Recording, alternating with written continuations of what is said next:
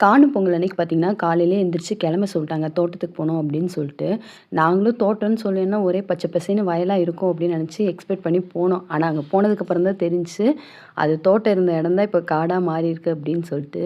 இந்த டோராவோட பயணங்கள்ல வரும்ல, காடு, மலை, அதுக்கப்புறம் டோராவோட வீடு அப்படின்னு சொல்லிட்டு அந்த மாரி தான் இருந்துச்சு. நாங்களும் காடு, மலை, வயலு, அப்புறம் காவா அப்படி இப்படிலாம் தாண்டி கீண்டி தான் வந்துட்டு 1 கிலோமீட்டர் நடந்து தான் அந்த இடத்துக்கே ரீச் ஆனோம். எங்க வந்தோம்னு பார்த்தீங்கன்னா, எங்க தாத்தா, பாட்டியோட நினைவிடத்துக்கு தான் வந்தோம். ஆஃப்டர் 28 இயர்ஸ் கழிச்சு இப்ப தான் வந்துட்டு எல்லாருமே மீட் பண்ணி, பொங்கல் வச்சு சாமி கும்பிடுறோம். ரொம்ப ஹேப்பியா இருந்துச்சு. எல்லாருக்குமே வந்துட்டு பயங்கர ஹேப்பி. ஏன்னா பேரன், பேத்தி, கொள்ளு பேரன், பேத்தி மொதற்கொண்டும் வந்து பொங்கல் வச்சு படையல் போட்டு திருப்தியா நல்லா சாமி கும்பிட்டு முடிச்சுட்டோம். இந்த தோட்டத்த சுத்தியுமே பார்த்தீங்கன்னா வந்துட்டு, ஏகப்பட்ட மயில் தான் இருந்துச்சு. எங்க திரும்புனாலுமே மயிலோட சவுண்டு தான். அந்த இடமே வந்துட்டு பயங்கர பீஸ்ஃபுல்லா இருந்துச்சு. ரொம்ப வந்துட்டு என்ஜாய் பண்ணோம். பார்க்குற இடம்லாம் மயில் தோகையும், மயிலாந்தான் அங்கங்க மயில் தோகை வந்துட்டு கொட்டி கிடந்துச்சு. எல்லாமே அத கலெக்ட் பண்ணி வச்சுக்கிட்டு, அந்த மயிலெல்லாம் பார்த்து நல்லா என்ஜாய் பண்ணிட்டு இருந்தோம்.